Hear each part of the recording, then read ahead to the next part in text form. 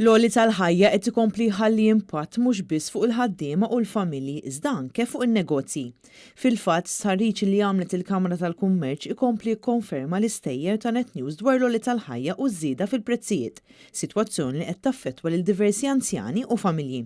Il-piżijiet li qed ikomplu jiżdiedu qed iwasslu sabiex 42% tan-negozji se jkunu kostretti jżidu l-prezzijiet matul it-12 xahar illi ġejjin. F'konferenza tal-aħbarijiet il-kelliem tal-Oppożizzjoni għall-Akkomodazzjoni Soċjali u ġlieda kontra l-faqar Ivan Bartolo flimkien mal-President tas-Solidarjetà ħaddiema Partit Nazzjonalista u kandidat Ivan Castillo tkellmu dwar kif dan is-survey sab li l-akbar problema tan-negozji hija kif se jagħmlu qlieħ.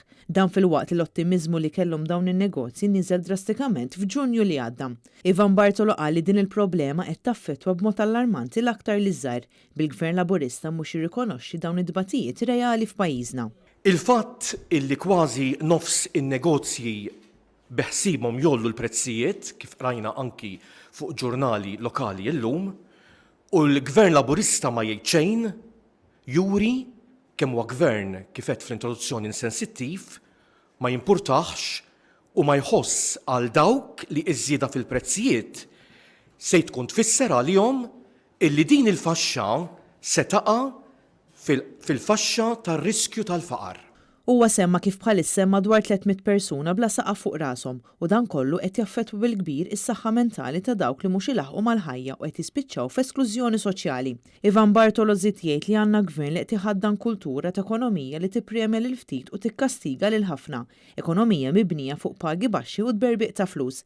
Min-naħa tiegħu Ivan Castillo qal li quddiem dan kollu qed naraw gvern li m'għandux soluzzjonijiet, gvern li bbaża l-ekonomija ta' pajjiżna fuq ħaddiema barranin.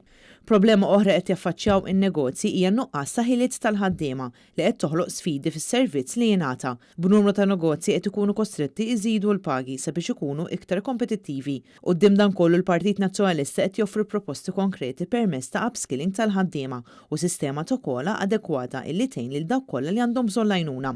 Partit Nazzjonalista li se jibqa' joffri s-soluzzjonijiet fosthom li jkun hemm capping fis-sistema ta' kif tinħadem il-VAT u għajnuna ta' 40 miljun euro sabiex tittaffa l-ispiża tal-prezz tal-merkanzija. Aħna verament iridu nsibu il-bilanċ bejn il-ħaddiem u l-ġenitur.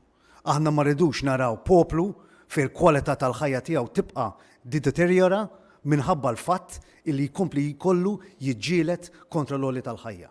Sitwazzjoni fejn il-gvern u birsinu stess stqar illi mhux kapaċi jagħmel xejn. Is-survey ta' Chamber juri li meta qabel 64% tan-negozji kienu ottimisti li l-ekonomija se tmur l qudiem dawn issa niżlu għal 25%. Fi kliem sempliċi 3/4 tan-negozji jemmnu li matul is-sena li ġejja se jieħdu daqqa.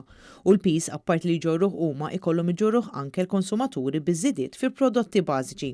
Ħareġ ċar ukoll li l-proporzjon tan-negozji Maltin li matul din is-sena stennew li jkollhom żieda fil-profitt niżel minn 51% fit-tielet kwart tas-sena għal 26% fl-aħħar kwart.